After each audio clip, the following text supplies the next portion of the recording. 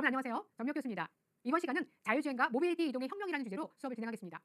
뉴스를 보면서 자동차 관련 소식이 나올 때 저에겐 달라진 용어를 하나 발견할 수 있는데요. 운전자석 옆자리를 지금은 동승석이라고 부른다는 점입니다. 예전에는 조수석이라고 그랬거든요. 기술이 발전함에 따라서 관련 용어들도 변화한다는 것을 실감하게 되는데요. 초창기 자동차는 혼자서 시동을 걸 수가 없었다고 합니다. 반드시 옆에서 시동을 거는 것을 도와줄 조수가 필요했었는데요. 그 사람이 시동을 거는 것을 도와준 다음에 운전자 옆자리에 앉아서 같이 타고 이동했기 때문에 조수석이라고 했다고 합니다. 자율주행차를 이야기하는 시대에 시동을 걸어주는 조수가 있어야 하는 자동차 이야기는 마치 선사시대의 이야기처럼 들릴 수 있을 겁니다. 하지만 자동차는 인류 문명을 통틀어서 가장 빠르게 발전하는 제품 중에 하나입니다.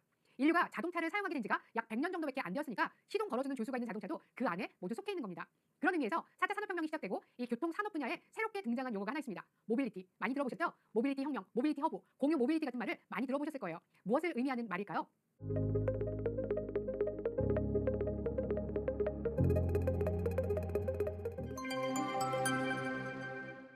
모빌리티는 우리말 단어로 옮기면 이동성 정도가 될 텐데요. 최근 몇 년간 많이 들어본 단어일 겁니다. 그런데 자동차도 모빌리티, 킥보드도 모빌리티, 심지어 드론도 모빌리티라고 하는데요. 이런 모빌리티의 기준이 뭘까요? 모빌리티는 땅길, 하늘길, 바닷길, 어디서든 사람이나 물건을 다른 곳으로 이동시킬 수 있는 전자정보통신을 활용한 수단을 통칭한다고 할 수 있습니다. 간편하게 이동할 수 있는 전동 킥보드부터 전기 자동차 같은 개인형 이동수단부터 시작해서 각종 공유 자동차, 자율주행 셔틀, 드론 택시 같은 개인용 비행체가 이미 시장에 나왔거나 상용화를 준비하고 있습니다. 좀 전에 이동시키는 대상이 사람과 물건이라고 했는데요. 모빌리티의 기준은 놀라운 물류의 변화를 가져올 겁니다. 이미 온라인 소비가 증가하면서 기존 상업 물류는 물론이고 택배 같은 생활 물류도 많이 증가했습니다. 한정된 공간에 여러 교통수단을 합리적이고 효율적인 방식으로 이용하는 게 앞으로 교통산업에서는 가장 중요한 일이 될 겁니다. 그러려면 모빌리티를 위한 인프라가 먼저 조성되어야 할 텐데요. 이때 필요한 게 모빌리티 허브입니다. 해외에서는 모빌리티 스테이션이나 스마트 스테이션으로 부르기도 하는데요. 모빌리티 허브는 다양한 교통수단 사이의 이동을 연결하는 공간입니다. 버스, 지하철, 기차와 같은 대중교통뿐만이 아니라 공유 자전거, 전동 스쿠터, 공유 차량 같은 다양한 공유 모빌리티와 승용차, 택시와 같은 기존의 개인 이동수단을 직결시켜서 교통의 연계가 가능하게 하는 장소입니다. 여러 모빌리티에 적합한 주차 공간과 충전 설비, 관리 시설이 구비될 것이고요. 데이터 기반 안내 시스템을 가지고 실시간으로 출발하고 도착하는 정보를 제공하기도 합니다. 또 정류소와 승강장에 안내를 할 겁니다. 신개념의 터미널, 신개념의 스테이션이 될 모빌리티 허브를 통해서 이동하는 우리들의 모습을 여러분도 한번 상상해 보시죠. 자, 그럼 이제 자율주행 기술에 대해서 알아보겠습니다. 모빌리티 산업에도 AI 기술이 적용이 될 수 있는데요. 자동차 안에서 필요한 서비스를 제한하는 음성형 비서가 될 수도 있고요. 또 자동차를 만드는 공정에서 작업자를 도와주는 역할을 할 수도 있습니다. 또 모빌리티 서비스에서 최적의 경로를 산출을 해주는 역할을 할 수도 있습니다. 심지어 새로운 디자인을 만들어내는 디자이너의 역할까지도 할 수 있습니다. 자동차 안의 내비게이션이라든지 자동차의 전방을 인식할 수 있는 센서, 그리고 수집된 데이터를 해석할 수 있는 일종의 컴퓨터와 같은 모든 기술이 접목이 되어서 자동차도 이제는 새로운 전자제품 이미지가 더 강해졌습니다. 미국 교통안전국의 가이드라인에 따르면요. 자율주행의 단계는 사람의 개입, 또 시스템의 자율성 정도에 따라서 5단계로 나누고 있습니다. 자동 긴급제동, 정속주행 같은 보조 시스템이 운전자를 보조하는 정도가 1단계이고요. 운전자가 전혀 개입하지 않고 시스템만으로 완전 자율주행할 수 있는 정도가 5단계인데요. 그 사이의 단계까지 한번 살펴보겠습니다. 먼저 1단계입니다. 이것은 운전자 보조인데요. 방향, 속도 제어, 차선 이탈 예방 같은 특정한 상태에서 자율주행 기술을 수행하는 단계입니다. 긴급한 상황에서 도움을 살짝 받는 정도로 운전자는 필수적으로 운전에 개입해야 합니다. 2단계는 부분 자동화인데요. 특정 상황에서 운전자의 개입 없이 자동차가 스스로 방향을 바꾸거나 간격 유지를 위한 속도 제어를 할 수 있지만 운전자가 핸들은 계속 잡고 있어야 합니다. 3단계는 조건부 자동화입니다. 시스템이 스스로 앞차를 추월한다거나 장애물, 사고, 교통 혼잡을 감지해서 피할 수 있습니다. 차량 시스템이 운전자 개입이 필요하다고 요청하면 운전자는 운전에 개입해야 합니다. 4단계는 고도 자동화입니다. 위험 상황이 발생했을 때도 시스템이 안전하게 대응할 수 있는데요. 운전자가 요청을 받고 수동으로 운전에 개입할 수 없어도 시스템이 안전하게 자율주행을 할 수 있습니다. 5단계는 완전 자동화입니다. 운전자가 필요 없는 단계인데요. 사람의 개입이 없이도 시스템이 스스로 판단을 하고 운전을 합니다. 탑승객은 목적지만 설정하면 스스로 목적지까지 운행을 하고요. 운전석과 핸들, 페달 같은 것도 필요하지 않아서 차량의 실내 모습은 현재와는 완전히 다른 모습이 될 겁니다. 자율주행차의 상용화가 이루어진다면 큰 변화가 예상되는데요. 무엇보다도 교통사고로 인한 인명피해가 획기적으로 줄어들고 차량 공유가 쉬워집니다. 교통 시스템이 효율적으로 운영될 수가 있어서 교통의 체증 같은 문제도 해결이 될 수 있을 거예요. 하지만 완전한 자율주행차를 도로에서 만나는 일은 좀 더 긴 시간이 필요할 거라고 합니다. 기술적인 문제뿐만이 아니라 사회적인 논의가 필요한 일들이 많기 때문입니다. 그중에서도 자율주행에 적용될 수 있는 하나의 과제가 있는데요. 트롤리의 딜레마라고 불리는 윤리학에서 가정하는 사고 실험입니다. 트롤리는 광산에서 쓰는 궤도차의 일종인데요. 브레이크가 고장난 트롤리가 돌진을 하고 있다고 가정을 해볼게요. 그대로 직진한다. 그러면 5명의 인부가 사망하고요. 관리자가 레일 변환기로 트롤리의 방향을 바꾸면 1명만 사망한다고 했을 때 과연 변환기를 작동시켜서 1명만 죽게 하는 것이 올바르냐 하는 것이 문제였습니다. 만약 작동하겠다 하면 1명의 목숨보다도 5명의 목숨이 귀하다는 데 동의하는 셈이 되는데요. 과연 사람의 목숨을 숫자로 비교하는 것이 옳은가? 이런 질문이 또 계속 이어질 수 있습니다. 자율주행차도 이와 흡사한 딜레마가 있습니다. 브레이크를 밟더라도 직진을 할 경우에 보행자를 치게 되고 핸들을 꺾으면 운전자가 위험한 경우 자율주행차는 핸들을 꺾는 결정을 해야 하나 하는 것이 문제입니다. 이 문제는 단순한 윤리학 이것이 문제가 아니라 실제로 현업에 있는 자율주행 기술자들이 고민을 하고 있는 문제라고 합니다. 탑승자와 보행자를 선택해야 하는 상황이 벌어지지 않은 수준으로 이 자율주행차의 안전보장 수준이 높아져야지 이 딜레마가 해결이 될 겁니다. 자율주행 기술 개발 초기 단계에서 엔지니어들이 당면한 과제는 비교적 단순했지만 실제 도로에서 시험 운행이 되면서 새롭게 풀어야 할 문제는 점점 어려워졌는데요. 만일 승객이 가방이나 물건을 두고 내린다면, 갑자기 지진이 나서 모든 통신 장비가 먹통이 된다면, 심장마비나 쇼크같이 탑승자가 갑자기 안전, 건강상의 문제를 일으킨다면, 누군가가 자율주행차를 해킹한다면, 이런 사회적인 논의가 필요한 질문들이 계속 추가된 겁니다. 특히 우리는 우리나라만의 특수성, 한국인의 운전 습관이 있어서 그에 따른 문제가 또 있을 수 있습니다. 우리는 좁은 길에서 보행자들의 무단 횡단이 잦고요. 또 신호등이 없는 곳에서는 무조건 운전자가 양보하기보다는 운전자와 보행자 사이에 그때그때 상황에 따라서 움직이는 게 보통이죠. 도심에서는 꼬리물기라든가 갑작스러운 끼어들기 상황도 흔한데요. 한국의 교통 흐름과 주변 상황에 맞는 적절한 안전거리를 찾는 것도 개발자들에게는 숙제가 될 겁니다. 그럼에도 기술 관련 컨설팅 업체인 스트래티지 애널리틱스에 따르면 미국 자동차 공학회 기준 레벨 4단계 이상의 자율주행 기술이 본격적으로 실용화가 되는 시점을 2030년경으로 보고 있습니다. 대부분의 자동차에서는 물론이고 구글 그리고 애플 같은 빅테크 기업까지 4단계 이상의 자율주행 기술 개발에 매진을 하고 있는데요. 이 자율주행 기술이 실현되면 어떤 일이 일어날까요? 운전자 없이 스스로 움직이는 차가 도로를 달리고요. 우리를 태우는 일에만 국한되지는 않을 거예요. 전문가들이 말하는 자율주행 기술이 가져올 엄청난 산업 혁신에 대해서 알아보겠습니다. 먼저 교통 관련 산업입니다. 자율주행 기술은 사람이 운전하는 것보다 안전한 운전을 위해서 만들어진 기술인데요. 그래서 완전한 자율주행이 가능해진다면 차들이 서로 정보를 주고받으면서 움직이기 때문에 차끼리 사고가 날 일이 거의 없게 되겠죠. 그러면 자동차 보험을 들 필요가 없어질 겁니다. 그리고 자율주행차는 소프트웨어 문제 해결이나 불량 모듈 교환을 위해서 서비스 센터를 방문하는 일은 있겠지만 자율주행화와 전동화를 거치면서 차를 구성하는 부품 수가 줄어들다 보니까 소모품의 교환도 적고요. 기계적인 고장이 적어서 지금 형태의 정비센터를 찾아가는 일은 훨씬 적어질 겁니다. 그리고 자동차의 상태가 클라우드 서버에 실시간으로 보고되다 보니까 문제가 생기기 전에 미리 수리할 수 있다고 합니다. 자동차 사고가 적어지면 영향을 받을 분야가 또 의료계입니다. 건강보험 심사평가원이 공개한 자동차 보험 진료비 통계 자료에 따르면 2021년 의료기관에서 교통사고 환자를 치료한 비용은 약 2조 4천억 원에 육박했는데요. 자동차 사고가 감소하면 당연히 진료 비용도 줄어들 겁니다. 또 대중교통 사용이 어려운 교통약자로 분류가 되는 장애인이라든지 노인, 어린이의 이동성을 높여줄 텐데요. 운전을 할 수 없는 어린이들의 안전한 이동을 돕기 때문에 부모들이 시간 그리고 비용을 줄일 수 있게 되겠죠. 장애인들 역시도 지금보다는 훨씬 쉽게 이동할 수 있을 텐데요. 생각해보면 공유형 자율주행차를 이용해서 시각장애인도 집 앞에서 안내견과 함께 차를 타는 것을 상상할 수 있습니다. 그런데 자율주행차는 숙박 공유업과 호텔 산업에 어려움을 불러올 수도 있습니다. 자율주행차로 이동을 하면서 숙박을 해결하는 일이 가능해지기 때문이죠. 자율주행차는 이동 중에 탑승자가 휴식을 취할 수 있도록 시트를 완전히 펼 수도 있어서 밤에 자면서도 장거리 여행지에 도착한다면 숙박을 할 필요가 없어지는 것이죠. 도심에서 먼 외곽 지역이라도 차 안에서 잠을 자고요. 일도 하고요. 화장도 할 수 있다면 편리한 출퇴근이 가능해서 주거지로서 이 외곽 지역이 인기가 높아질 가능성도 커질 겁니다. 외식 문화는 어떨까요? 차에서 내리지 않고 주문을 하고 음식을 받아가는 드라이브 스루 서비스가 지금 인기인데요. 맥도날드는 현재 매장 중에서 60% 이상을 드라이브 스루로 운영을 하고 있고요. 스타벅스나 이디야 커피 같은 경우에도 드라이브 스루 매장을 계속 확대하고 있는 추세입니다. 드라이브 스루 매장이 이렇게 큰 호응을 얻고 있는 이유는 역시 시간 절약 그리고 편리함인데요. 자율주행차는 이동하면서 편하게 식사를 할 수 있다는 이점이 있기 때문에 앞으로 더 크게 성장할 가능성이 높아집니다. 이렇게 되면 우리가 애써 찾아가서 줄을 서야만 했던 맛집도 드라이브 스루를 운영한다던가 드론으로 배달을 받게 될지도 모르겠습니다. 교통안전공단의 조사에 따르면 국내 자동차의 하루 평균 주행거리는 43.9km에 이른다고 합니다. 평균 하루에 1시간 이상을 우리가 차 안에서 보내는 셈인데요. 운전을 할 필요가 없어진다면 영화, 드라마 같은 것을 보는 시간이 아마도 더 늘어날 겁니다. 모든 엔터테인먼트 산업의 상승세가 예상이 되는 것이죠. 광고 산업 역시도 자율주행차를 중심으로 재편이 될 건데요. 공유차의 경우에는 AR이라든가 VR을 이용한 다양한 형태의 광고가 등장하는 것은 물론이고요. 예를 들어서 내가 의정부 근처를 지나고 있을 때 의정부 부대찌개 이런 광고가 화면에 뜨는 식으로 광고의 타겟팅도 매우 정교해질 겁니다. 이렇게 자율주행 기술이 발전하면서 달라질 여러 산업에 대해서 여러분께 말씀을 드렸는데요. 이것 외에도 다양한 영역에 영향을 미치리라고 생각합니다. 여기에는 일자리 역시도 큰 영향을 받을 텐데요. 자율주행으로 영향을 받아서 변할 산업의 흐름을 잘 따라가면서 여러분의 진로에도 탐구가 되길 바랍니다.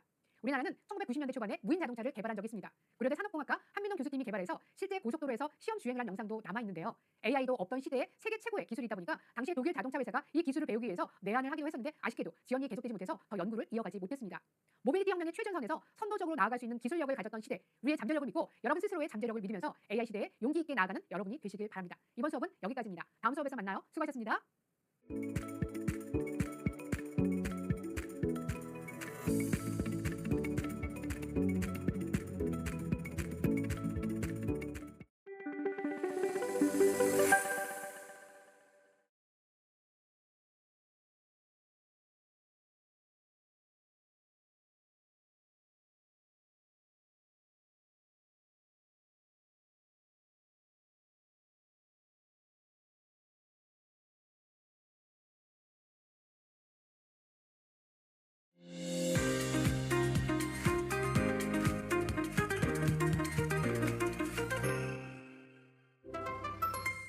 여러분 안녕하세요. 전명 교수입니다. 이번 시간은 쾌적한 삶의 시스템 스마트 시티라는 주제로 수업을 진행하겠습니다.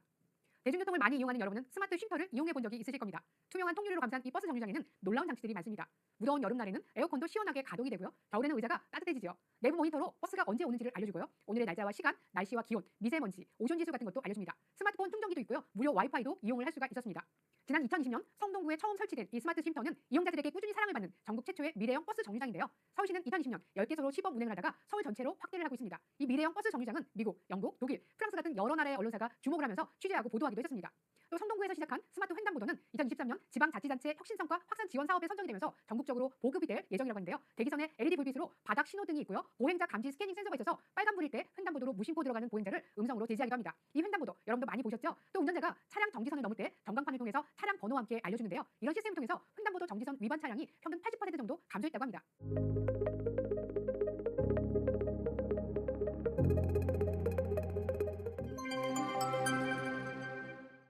것을 만날 때마다 도시가 놀랍게 발달되고 있는 것을 정말 체감하게 되는데요. 이것을 스마트 시티라고 합니다. 스마트 시티는 첨단 정보통신 기술을 이용해서 도시 생활 속에서 발생하는 다양하고 복잡한 문제를 해결하고요. 시민들이 편리하고 쾌적한 삶을 누릴 수 있도록 한 일명 똑똑한 도시라고 할 수 있습니다. 전 세계 각국의 도시에서 스마트 시티를 도입하는 데는 먼저 도시가 비대해지는데 그 첫 번째 이유가 있습니다. 미래 대도시에는 지금보다 훨씬 더 많은 인구가 모여 살 거라고 합니다. 유엔에 따르면 2030년 세계 인구는 85억 명에 이르고요. 2050년에는 약 100억 명에 달할 것이라고 합니다. 이 중에 68%가 각국의 대도시에 모여 살게 된다고 하는데요. 우리나라만 하더라도 인구 감소는 분명해지고 있지만 서울을 중심으로 한 대도시는 점점 비대해지고 있습니다. 우선 일자리가 많은 곳이기도 하고요. 문화, 의료, 기술 같은 각 분야의 첨단 서비스 혜택을 받을 수 있기 때문에 도시는 꾸준히 사람들이 계속 몰리게 되고요. 점점 커질 수밖에 없습니다. 일명 메가시티가 등장하게 되는 건데요. 사람들이 더 많이 모여 살수록 다양하고 복잡한 문제들이 생깁니다. 이것을 해결하기 위해서 스마트 시티 도입이 필요하게 된 것이죠.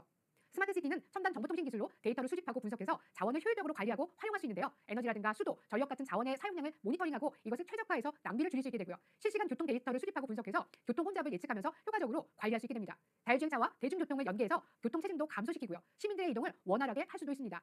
또 친환경적인 에너지 시스템과 쓰레기 관리 시스템을 구축해서 환경보호에 기여할 수도 있습니다. 태양광 발전과 같은 재생에너지를 활용한다거나 폐기물 관리를 체계화해서 지속 가능한 도시 환경을 조성할 수도 있습니다. 스마트홈, 스마트 모빌리티, 스마트 결제 같은 것을 통해서 일상생활을 더욱더 편리하게 만들어주기도 하죠. 세계 여러 나라는 경제적인 여건이라든가 도시의 발전 수준, 도시의 상황과 여건에 따라서 매우 다양하게 스마트 시티를 정의하고 활용하면서 접근하는 전략에도 조금씩은 차이가 있습니다.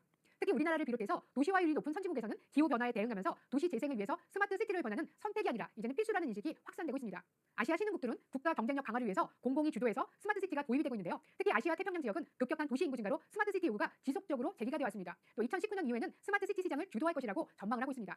스마트 시티는 4차 산업혁명의 핵심 기술, AI, 5G, 클라우드, 블록체인, 데이터 분석, 사물 인터넷 같은 최첨단의 정보통신 기술이 아주 총동원이 되는데요. 서비스 측면에서 본다면 자율주행, 무인 셔틀과 무인 배송, 디지털 신분증 같은 미래 기술이 시범적으로 도입이 되는 도시입니다. 스마트 시티에는 글로벌 대기업은 물론이고 벤처기업들이 기술과 제품을 서비스하고 경쟁을 하면서 최신 기술의 플랫폼 역할을 하게 되는데요. 그래서 세계적인 수준의 기술 스타트업을 길러내는데 테스트베드가 될 수도 있습니다. 또 더불어서 새로운 성장 동력을 창출할 수 있는 대안으로 떠오르기도 합니다. 도시별 특징에 맞는 콘텐츠를 도입해서 도시의 성장 단계 그리고 여러 여건을 고려해서 맞춤한 솔루션 접목이 중요한데요. 세계 여러 도시의 스마트 시티 도입 사례를 살펴보도록 하겠습니다. 영국의 도시인 밀턴 킨즈와 캠브리지는 데이터 허브를 도입해서 도시 인프라에서 수집되는 각종 정보를 활용하고 시민이 필요로 하는 다양한 서비스를 제공하고 있습니다. 열 지도 형태의 지역별 범죄율 정보라든가 지역의 물 사용량 정보를 제공하고 있는데요. 단편적인 솔루션 공급에서 탈피해서 데이터를 활용한 플랫폼을 구현했다고 할 수 있습니다. 스페인 바르셀로나 시정부는 2013년 초부터 노후한 바르셀로나 도시 중심지인 온 지구를 재개발하면서 곳곳에 사물 인터넷 기술을 기반으로 한 스마트 시티 솔루션을 시범 운영했는데요. 이 경험을 바탕으로 해서 바르셀로나 곳곳이 스마트 환경으로 계속 변화하고 있습니다. 가장 성공적인 프로젝트 중에 하나는 센서가 움직임을 감지해서 에너지를 절약하는 스마트 LED 조명을 광범위하게 설치한 건데요. 이 스마트 가로등은 무선 인터넷 공유기 역할을 하는 동시에 소음 수준 그리고 공기 오염도를 분석해서 인구 밀집도까지 파악을 하고 있다고 합니다. 산탄데르 지역의 경우에는 민간의 협력 아래 시민과 ICT 기업들이 참여하는 리빙랩을 조성을 했습니다. 도시의 전역을 기술과 서비스 실험 공간으로 제공을 하고 있는데요. 도시 내에 설치된 2만여 개의 센서, 컬렉터, 카메라가 시스템에 연결이 되면서 공공기관이라든가 일반 기업, 시민들이 도심의 상황을 실시간으로 파악을 하면서 데이터를 활용할 수 있게 되었죠. 네덜란드의 암스테르담은 공공정보뿐만이 아니라 기업이라든가 대학, 시민 이런 다양한 이해관계자가 모여서 사회, 경제, 생태 문제에 관한 디지털 솔루션을 개발하고 있는데요. 2009년에 암스테르담 스마트 시티 플랫폼을 구축하고 에너지 순환 도시, 시민과 생활 이동성, 디지털 시티, 거버넌스와 교육이라는 6개의 주제 아래서 다양한 프로젝트를 추진합니다. 실제로 약 8천여 명의 시민 혁신가 그리고 민간 기업이 참여를 해서 400개 이상의 프로젝트를 진행해 오고 있습니다. 이 중에 도시 환경과 에너지 문제 해결에 주력을 하는 시티젠 프로젝트가 주목을 받고 있는데요.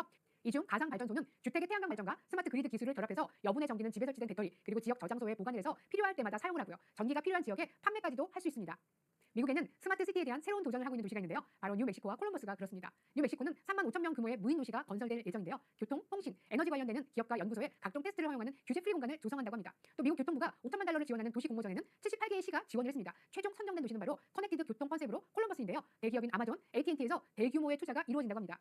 싱가포르는 국가 면적이 697제곱킬로미터에 불과한 도시국가인데요. 우리나라로 친다면 서울보다 조금 큰 크기입니다. 2020년을 기준으로 해서 인구가 600만 명 정도인데요. 싱가포르 정부는 증가하는 인구를 관리하는 측면에서 기술 중심의 접근 방식을 채택해서 국가적인 돌파구를 탁고자 했습니다. 그것이 바로 2014년 스마트 네이션입니다. 인구 고령화 그리고 모든 인프라가 도시에 집중이 되어 어려움이 증가함에 따라서 이에 대응하기 위해서 세워진 국가의 비전인데요. 하지만 생각보다 민간 부분의 참여 부족으로 성과가 저조했습니다. 그래서 다양한 공공기관과 부서를 재구성하고 통합을 하면서 2017년에 조직의 재개편을 했고요. 이러면서 스마트 네이션 이니셔티브를 본격적으로 추진하고 있습니다. 싱가포르 정부가 적극적으로 팔을 걷어붙이고 나선 것이죠. 스마트 네이션 이니셔티브는 싱가포르 도시 생활의 모든 측면을 광범위하게 디지털 전환하는 것을 말하는 포괄적인 개념인데요. 디지털 기술과 빅데이터가 싱가포르의 도시화 그리고 고령화 문제를 해결하고 경제적인 가치를 창출할 수 있는 자산으로 인식이 되면서 도시국가의 싱가포르 전역을 스마트 시티화하는 것입니다.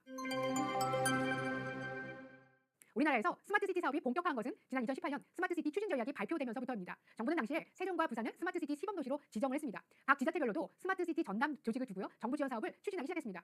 세종과 부산은 거의 백지 상태나 다름없는 땅에 도시 하나를 새롭게 구축을 한다는 측면에서 의미가 있는데요. 기존 도시는 이미 구축된 인프라 그리고 살고 있는 사람들이 있기 때문에 여러 가지 제한이 따르지만 새롭게 건설되는 스마트시티에는 다양한 구상을 시도해 볼 수 있습니다. 예산만 하더라도 두 도시에 각각 2조 원 이상이 투입이 되는데요. 정부는 각각의 시범도시를 특화시켜서 스마트시티의 가능성을 시험할 예정입니다. 우선 세종 스마트시티는 인공지능 기반 도시로 시민의 일상을 바꾸는 스마트시티라는 컨셉으로 모빌리티와 헬스케어 서비스를 핵심으로 구축을 하게 되는데요. 인공지능, 블록체인 기술을 기반으로 한 도시를 조성해서 모빌리티, 헬스케어, 교육, 에너지 환경, 거버넌스, 문화 쇼핑, 일자리 이렇게 7가지의 서비스를 구현합니다. 이곳에서는 자율주행 셔틀버스, 전기 공유차를 이용할 수가 있고요. 개인 맞춤형 의료 서비스를 받을 수도 있습니다. 혁신 벤처 스타트업 존, 비즈니스 앵커 존, 스마트 리빙 존으로 구성되고요. 교통, 주거, 교육 같은 모든 인프라를 IT 네트워크로 긴밀하게 연결을 합니다. 부산은 2027년 완공을 목표로 해서 로봇 산업 육성으로 혁신 생태계가 조성되는 미래 수변 도시를 컨셉으로 해서 물관리와 로봇에 중점을 둔 스마트 시티를 준비하고 있습니다. 낙동강변에 위치한 지리적인 특성을 살려서 스마트 물관리 기술을 도입하고요. 개인용, 상업용 로봇 서비스를 자유롭게 구현할 수 있는 환경을 만들 예정입니다. 로봇이 주차를 한다거나 물건을 나르는 것 같은 일상생활에서 로봇 서비스를 이용할 수 있게 됩니다. 이외에도 현재 70여 개의 지자체가 스마트 시티 도입을 준비 중인데요. 정부는 2024년까지 총 100곳 이상의 지자체를 대상으로 해서 기존 도시의 스마트화 사업을 추진하겠다고 밝혔습니다. 세종, 부산과는 다르게 기존 도시에서 추진되는 스마트 시티 사업은 일종의 도시 리모델링이나 특정 기술 도입을 위한 환경 구축이라고 할 수 있습니다. 연구단지, 미세먼지 감축, 문화관광 같은 것을 목적으로 하는 테마형 특화단지 조성과 주차 공유, 디지털 트윈 같은 신규 솔루션을 접목하는 스마트 시티 챌린지가 그것이죠. 우리나라는 현재 스마트 시티 기술을 해외에 수출하고도 있는데요. 전문가들은 특정 도시 경험, 성공 사례가 널리 적용이 될 수 있도록 사례별 모듈화가 이루어져야 한다고 합니다. 그렇습니다. 스마트 시티는 기후 문제와 환경 문제가 나날이 어려워져가는 상황에서 국가 간에, 도시 간에, 다자 간에 함께 이 문제를 풀어가기 위해서 전문 지식을 갖춘 정책 전문가 그리고 사회 과학자들이 올바른 메시지를 전달하면서 서로 정보를 공유할 때 도시는 그리고 지구는 지속 가능한 미래 궤도에 오를 수 있을 겁니다. 영국의 브리스톨 대학의 수잔 파넬 교수는 도시는 지구의 지속 가능성이 성공하느냐 실패하느냐를 가르는 장소라고 단언했습니다. 스마트 시티로의 진행이 지구를 살리는 길이라는 의미도 되겠죠. 여러분들 중에 많은 분들의 진로가 지구를 살리고 또 사람을 살리는 그런 아름다운 일을 하는 길로 나아가기를 바랍니다. 이번 시간은 여기까지 하겠습니다. 고생하셨습니다.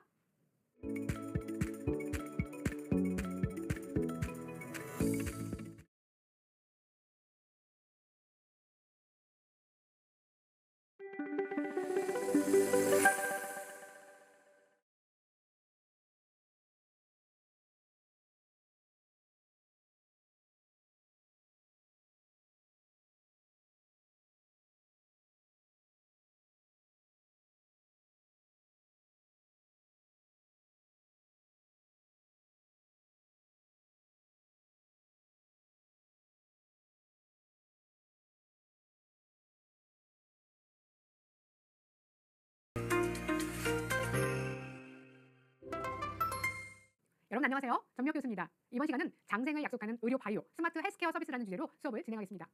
인간은 건강하게 또 오래 살고 싶어합니다. 최고 장수하는 나이로 100년을 이야기하는 시대가 있었지만 미래학자들은 지금 20대는 기본적으로 120세는 살 것이다 이렇게 말하는 시대가 오고 있습니다. 의료기술이 하루가 다르게 발전하고요. 난치병을 치료하거나 관리하는 신약의 개발도 빨라지고 있습니다. 평소에 건강관리를 효과적으로 할 수 있는 정보나 도구도 많아지고요. 어떤 병이 오기 전에 선제적으로 질병 가능성을 찾아내서 예방을 하는 기술도 점점 발달하고 있어서 가능한 일입니다.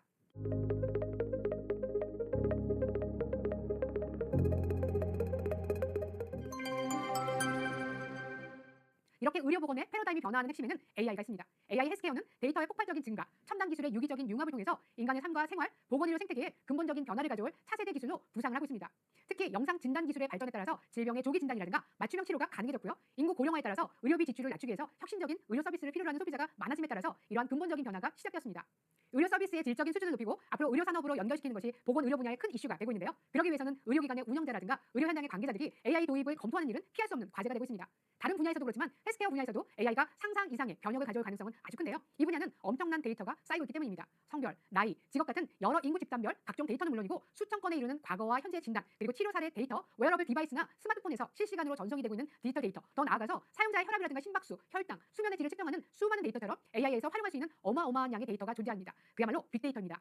암 진단과 치료 솔루션을 전문으로 하는 국내 의료 AI 기업 루닛은 해외에서도 주목을 하는 기업인데요. 2023년 3분기를 지난 시점에 루닛의 AI 솔루션을 도입한 전 세계 의료기관이 3,000곳이 넘었다고 합니다. 또 루닛은 미국 암 정복 첫 공식 프로젝트에 참여하는 국내 최초의 기업이 되었는데요. 모두 14개의 기업이 참여하는 이 프로젝트에서 루닛은 암 진단 영역 솔루션을 집중적으로 제공하고요. 폐암과 유방암의 조기 진단을 통해서 미 정부의 암 정복 프로젝트에도 기여할 계획이라고 합니다.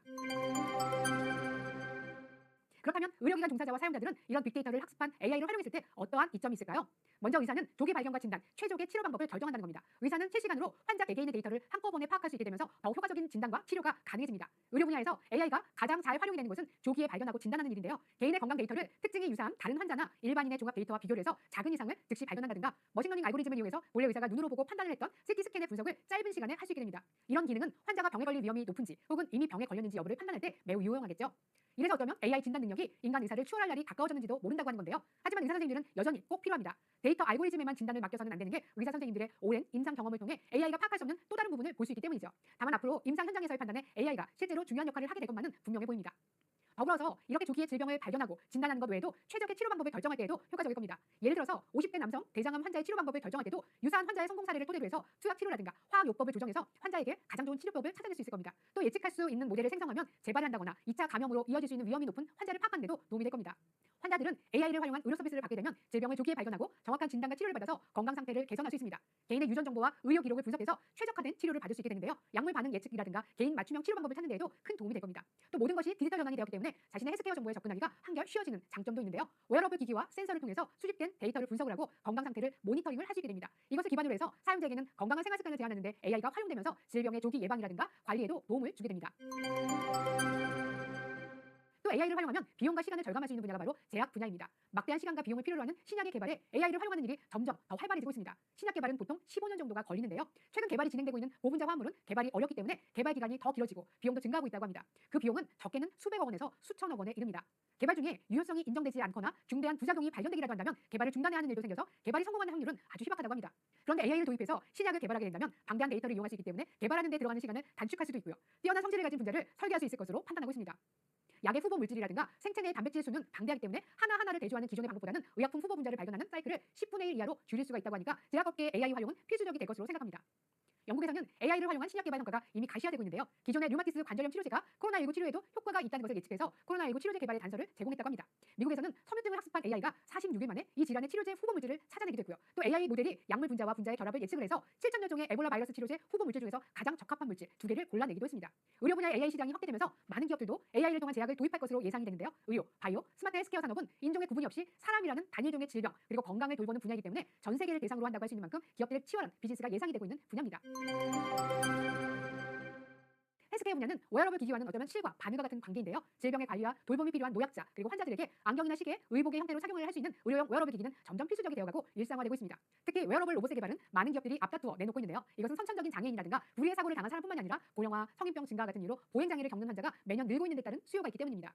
카이스트 기계공학과 공경철 교수팀은 하지마비 환자가 입고 걸으면 평지는 물론이고 계단을 오르내릴 수 있는 웨어러블 로봇 워크온 슈트를 2016년에 개발하고요. 계속 업그레이드를 하고 있는데요. 환자의 몸에 완전히 맞춘 형태로 기술을 발전시키고요. 지팡이를 짚지 않고도 1분 이상 가만히 설 수도 있고요. 힘들이지 않고도 시속 3.2km로 걸을 수 있습니다. 다리를 다친 환자를 위해서는 재활 훈련용 로봇인 엔젤럭스도 개발을 해서 장애 진행을 늦추고 상태를 개선하는 치료 훈련에 활용이 된다고 합니다. 헬스케어 로봇 분야에 수년 전부터 진출한 삼성전자는 2019년에 로봇 기술을 기반으로 보행과 운동 기능을 증진시키는 잼스라는 이름의 웨어러블 로봇 시리즈를 선보였고요. 2024년은 세계 최초로 보조 웨어러블 로봇 봇핏을 출시해서 노인이라든가 거동이 불편한 사람들의 보행을 돕는다고 합니다. 이 로봇은 스마트폰과 갤럭시 워치, 이어버드와 연동이 가능하다고 합니다. AI 빅데이터 전문 기업인 B2N이 만든 AI 디지털 케어 서비스 늘 실버케어는 자체 개발한 웨어러블 디바이스 늘 밴드를 적용을 해서 고령 환자의 위험도를 분석 예측하고요. 사고의 위험을 지원하는 플랫폼입니다. 요양병원과 요양원 관련 종사자들이 참여해서 고령 인구 돌봄 서비스 전반이 가능하도록 만든 서비스라고 하는데요. 수면 중에 돌연사나 심근경색같이 예측하기 어려운 사고 위험도를 AI 알고리즘을 통해서 예측하고 예방을 합니다. 위험 지역을 출입하거나 고음이 발생했을 때 낙상 상황을 실시간으로 모니터링해서 위험한 상황이 발생했을 때 즉각적으로 의료인에게 연락이 되는 서비스를 제공하게 된다고 합니다. 2030년엔 실버케어 시장이 168조 원이 될 것이라는데요. 사실 노인 문제는 전 세계적인 화두로 해외에서도 많은 관심을 받고 있는 분야입니다. 이런 실버케어는 점점 더 필요로 하는 곳이 많아질 전망입니다. 카이스트 공경철 교수는 2023년 기준으로 로봇 한 대를 제작하는 데에 6개월, 환자가 적응 훈련을 하는 데까지 18개월 정도가 소요된다고 합니다. 10년 뒤에는 적응 훈련도 필요 없는 개인 맞춤형 웨어러블 로봇을 일주일 만에 생산을 하는 시대가 올 것이라고 전망했습니다. 머지않아서 안경점에서 안경을 맞추는 것처럼 맞춤형 로봇을 손쉽게 구매를 하는 시대가 열린다는 거죠. 고령 인구가 점점 많아지면서 간병과 돌봄의 인력이 더 많이 필요해진 시대입니다. 의료 바이오 분야의 빅데이터를 활용한 AI 보조 의사, 제약하는 AI, 로봇을 비롯한 헬스케어를 위한 웨어러블 디바이스들이 나오면서 건강에 대한 희망이 더 커지고 돌봄이 수월해지고 있습니다. 그 안에서 로봇이나 AI가 할 수 없는 우리 사람이 할 수 있는 일은 무엇이 있을까 생각해보는 건 어떨까요? 그곳에 여러분의 진로가 있습니다. 중국 고대 진시황은 영원히 늙지 않는 신비의 풀인 불로초를 구하기 위해서 백방으로 노력했다고 알려져 있는데요. 영원한 생명을 꿈꾸었지만 그가 생을 마감한 나이는 50세였습니다. 아이러니하게 불로초의 일종이라고 생각하고 먹은 중금속 수온에 중독이 되어서 죽음에 이르렀다고 보는 견해가 많습니다. AI 시대의 진시황이라면 어떻게 했을까요? 50살보다는 훨씬 오래 살지 않았을까? 이런 생각이 듭니다. 학업에 처우의 어려움과 진로의 부담으로 힘들 수 있는 여러분의 건강을 기원하면서 이번 시간은 여기까지 하겠습니다. 감사합니다.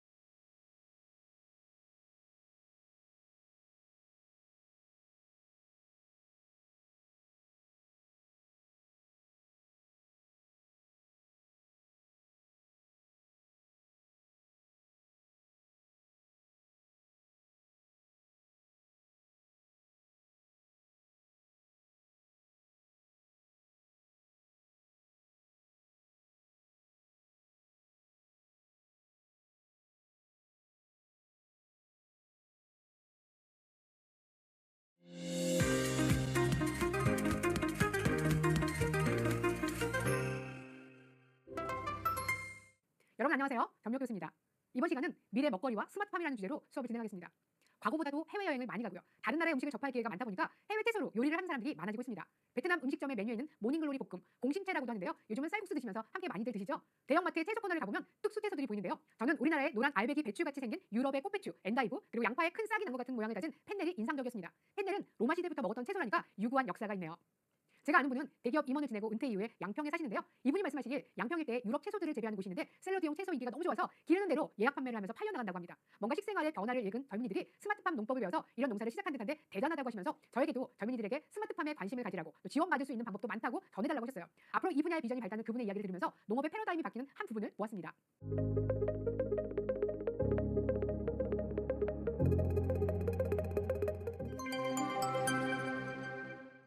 그렇습니다. 기후변화 문제가 시시각각 피부에 와닿고 그에 따라서 무엇보다도 전 세계 농업이 심각한 타격을 입는 가운데 우리의 미래 먹거리에 대한 걱정이 높아지고 있습니다.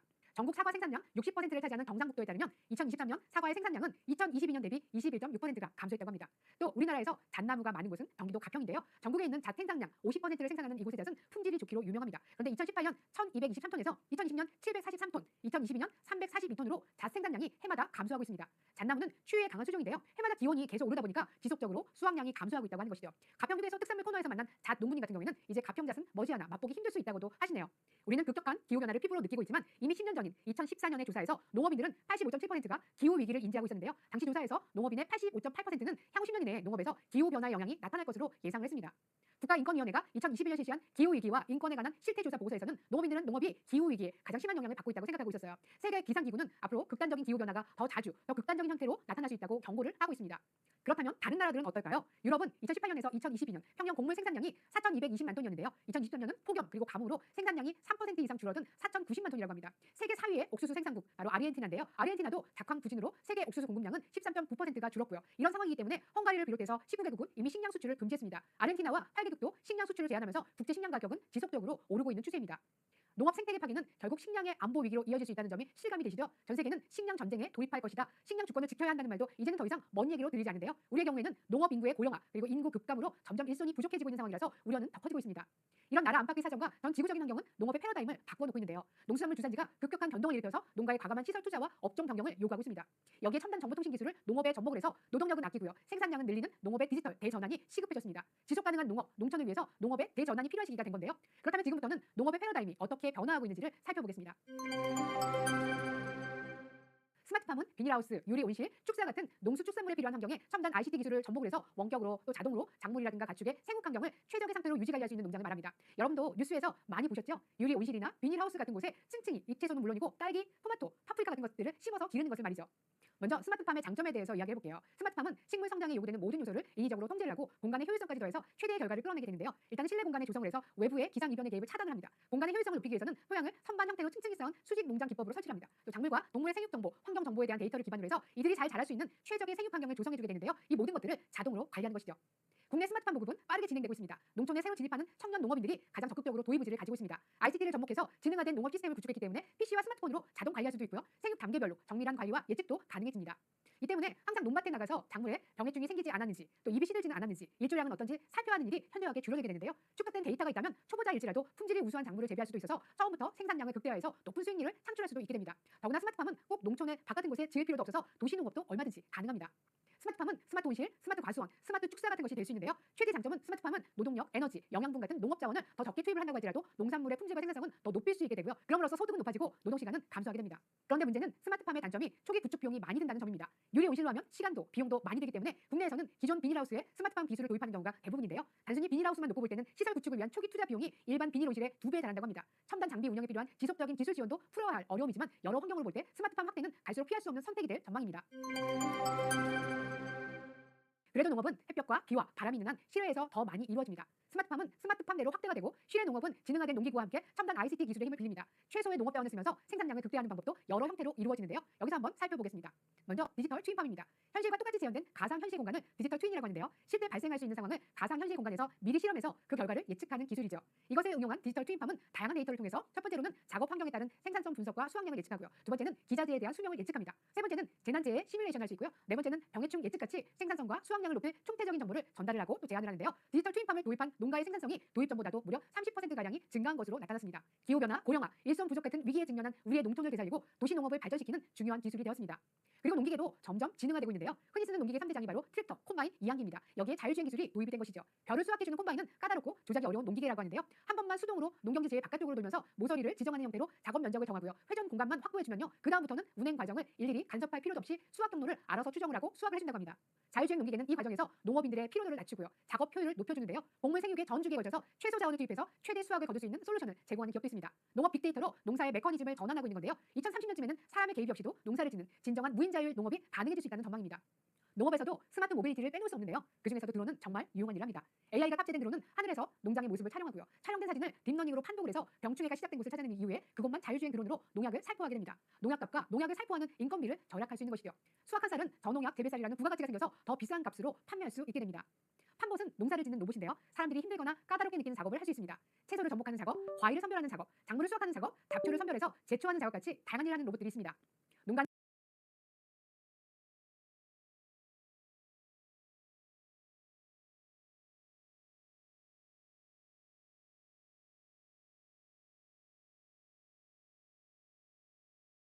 수확한 쌀은 저농약 재배쌀이라는 부가가치가 생겨서 더 비싼 값으로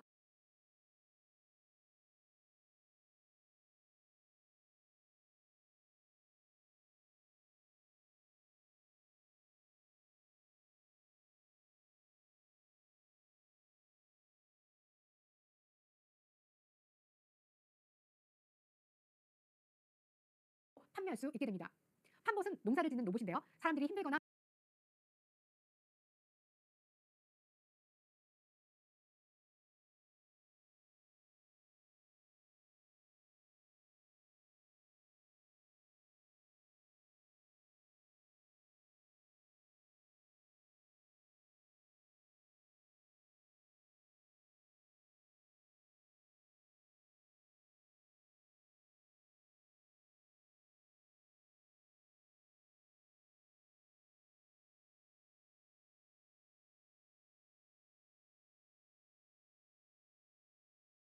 까다롭게 느끼는 작업을 할 수 있습니다. 채소를 접목하는 작업, 과일을 선별하는 작업, 작물을 수확하는 작업, 잡초를 선별해서 제초하는 작업 같이 다양한 일을 하는 로봇들이 있습니다. 농가는 1년 중에 가장 바쁜 시기가 바로 수확할 때인데요. 농업의 규모가 클수록 수확하는 데 필요한 비용도 증가합니다. 이럴 때 자동 수확 로봇에게 수확을 맡긴다면 24시간 내내 언제든지 배터리만 있다면 쉬지 않고 일하죠. 지면 위를 달리다가 평평하지 않은 땅을 만나서 로봇이 쓰러진다거나 다른 기계나 장치 때문에 진로를 방해받아서 움직일 수 없게 되는 경우를 해결한 매달기 방식의 로봇도 있는데요. 수확 비용을 낮추고 수확량을 올려서 농가의 부담을 줄여줍니다. 지금까지 우리의 미래 먹거리 문제가 달린 농업의 위기 그리고 패러다임의 변화에 대해서 살펴보았습니다. 이제까지 농사는 고되고 돈 벌기 힘들다 이런 고정관념에서 벗어나서 농업도 하나의 산업으로 노력 대비 돈을 많이 벌 수 있다는 새로운 패러다임으로 바뀌고 있습니다. 미래의 많은 농부들은 하루 종일 흙을 조금도 안 묻히고요 농사를 지을 텐데요. 이게 바로 여러분이 되실 수 있습니다. 인류 역사가 이어지는 한 식량을 생산하는 일에는 항상 일자리가 있었기 때문에 양평에 사시는 어른이 스마트팜에 관심을 가지라고 저에게 한 조언도 그런 맥락이라고 봅니다.